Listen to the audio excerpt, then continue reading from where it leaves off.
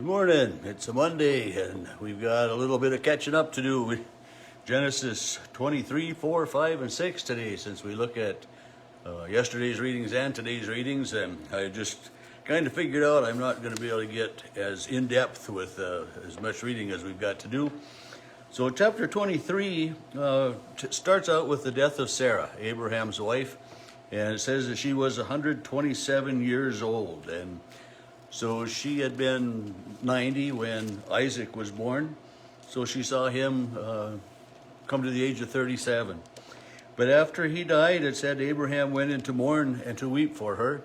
And then after he rose up from his mourning, he went to purchase land. He wanted to purchase the land in this area where he was living. I mean, he was a foreigner in this land, it says. And so he wanted to buy a specific cave. And he asked if it was available, and he wanted to buy it. And they said, you don't need to buy it. We've got good relations.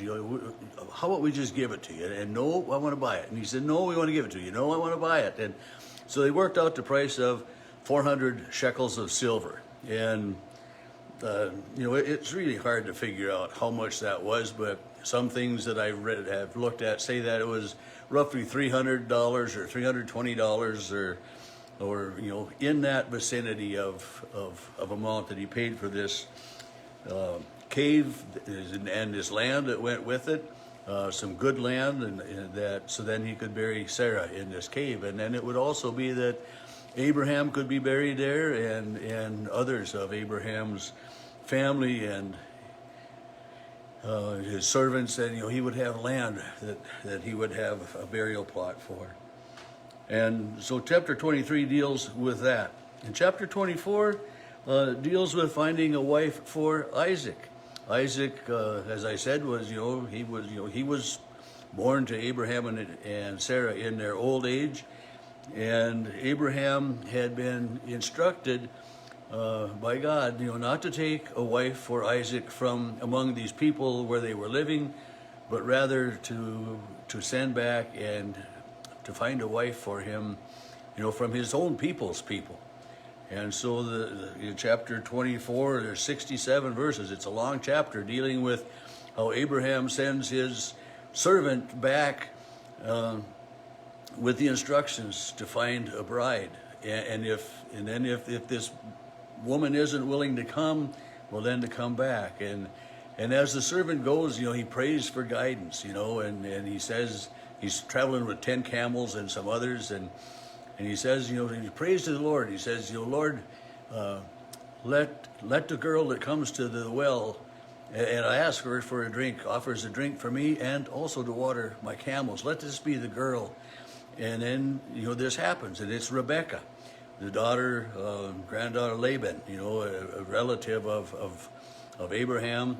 And I mean, a lot of them had that kinship or relationships that way. But Rebecca came to the well to draw water. She filled her jug, and he asked for a drink. And she fulfilled his prayer to God. And he told her then about what he had prayed, the guidance that he had asked God for. So he told this to Rebecca and asked, would there be room at your father's house for us to stay? And she says, yes, by all means, we have room for you. We have straw for your camels. Come and stay. And they go back to her home. It says the girl ran and told her mother's household, verse 28, about these things. And Rebekah had a brother, Laban, and Laban went out to the spring, and all of these things tying together, showing that God is very much at work and active in providing for Abraham and for all of those. And as the servant comes, then the Laban runs out and invites him to come, and he comes, and they offer him a meal. And he says, before I eat, I need to tell you why I'm here and how this all came to be. So he tells the story. So we hear the story of how he prays, and we hear the story kind of as he tells her, and then we hear the story again as he tells Rebecca's family. And so he asks if he can take Rebecca back then to to where Abraham is residing so that she would be a bride for Isaac, this son who had been promised in Abraham and Sarah's old age. And they say, yes, she can, but can she stay here for 10 days before she comes? Just so we have a time to say goodbye. But it ends up that she and her maids go with. They mount on the camels and they go back. And as Isaac had gone out, this is going to be her groom. He is out in the field, and Rebekah sees him and asks about him, and she covers herself with a veil. She puts a veil over her face, and then the servant tells Isaac the whole story of what transpired. And Isaac, it says, takes her into his mother Sarah's tent, and she became his wife, and he loved her. So Isaac was comforted after his mother's death. So, he was mourning his mother's death, living in her tent. Took his wife down to his mom's tent. But Isaac loved his wife, Rebekah. And the story of Isaac and Rebekah, we'll get into that in a couple chapters here too. But then chapter 25, Abraham takes another wife after Sarah's death. Remember, Abraham was 100 when Isaac was born. So Sarah lived 127. So Abraham is like 137 years old or so now. He takes another wife. And he has several children with her. And, so chapter 25 tells us some more of Abraham's descendants born by another wife. And the length of Abraham's life, it tells us, was 175 years. He breathed his last and died in a good age, an old man full of years, and gathered to his people. And it says then his sons Isaac and Ishmael buried him in a cave in the field of Ephraim, and so here Isaac and Ishmael, his sons, Isaac by Sarah and Ishmael by Hagar. His sons are still there together, and with all of the friction that Hagar and Sarah had, these two sons they're sons of Abraham. They are loyal to their father. And then chapter 25 ends with these are the descendants of Ishmael, Abraham's son, and it lists his offspring. And then we have the descendants of Isaac starting in chapter verse 19. And then we have the story of the birth of Esau and Jacob, and how Isaac and Rebekah's sons were born. And Esau was born first, and Jacob came out holding on to the heel. So, Jacob kind of means heel grabber. And it says, when the boys grew, Esau was a skillful hunter, a man of the field, while Jacob was a quiet man, living in the tents. And it says, Isaac loved Esau because he was fond of game, but Rebekah loved Jacob. So Esau was the father's favorite, and Jacob was the mother's favorite. And you almost know that's going to spell trouble. But so our reading of in chapter 25, the end of chapter 25 ends with Jacob stealing Esau's birthright. Esau had been out hunting. He comes in, he's hungry, and he's got some game, but he says to Jacob, I want to eat some of that, whatever it is you're making. I am famished. And Jacob says, first sell me your birthright. So Jacob is kind of a shrewd, conniving person in some ways here. Sell me your birthright. He was, Esau as being the firstborn.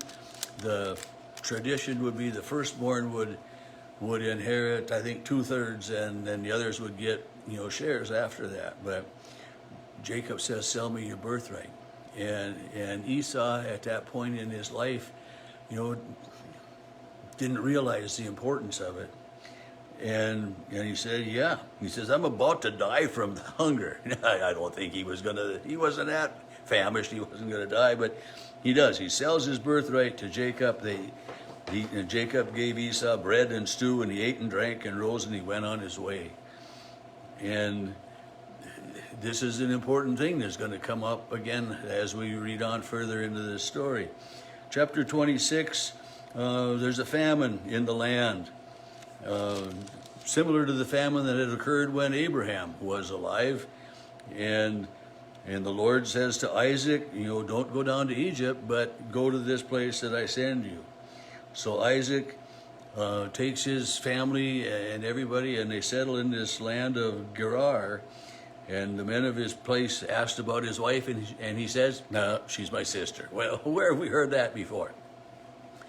But they come to find out, as the king Abimelech sees Isaac and Rebekah together and realizes, no, they're not brother and sister, they're husband and wife. And he calls them out on it. And he says, "Why have you done this? You could have brought great shame upon us." And same thing we heard before. And, we can't have that. You live together as husband and wife as you are. And so they did. And it says that Isaac became very successful. He planted grain and harvested 100-fold, and he became rich and wealthy because of the Lord's blessing upon all of that. And then the people came, and the king says, "Go away from us. You've become too powerful." They're starting to worry that there are enough of Isaac's descendants and people that they will take over. There will be a revolt, So Isaac, departs, and they dig a well, and somebody takes the well. They dig another well. Somebody takes that well. They dig a third well. And finally then, this is the well that they get to keep for themselves. And then God speaks to Isaac in verse 23 of chapter 26.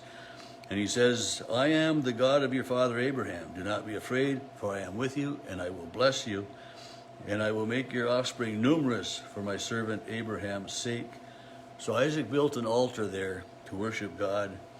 And then the king Abimelech, who had just earlier said, you need to move away because you're getting too powerful, comes to him and says, let's make a treaty. Let's make a treaty. And they do that so that there's going to be peace between them. There won't be warfare. And then again, they made a feast, and it says the same day Isaac's servants came and told him about the well they dug, and they had found water. And so our reading today ends with Esau being 40 and taking a wife, Judith. And our last thing, it says, and they made life bitter for Isaac and Rebekah. Esau and his wife made life bitter for Isaac and Rebekah. Maybe this is where the friction between, the bride and the mother-in-law, or all of these things come about. But, I don't know. But there's always friction in our lives. And the true blessing is that God is in our presence all of the time. And so as we'll continue tomorrow reading on in Genesis, we'll just learn more of the history of how God interacts and blesses the people that he has chosen to be his own.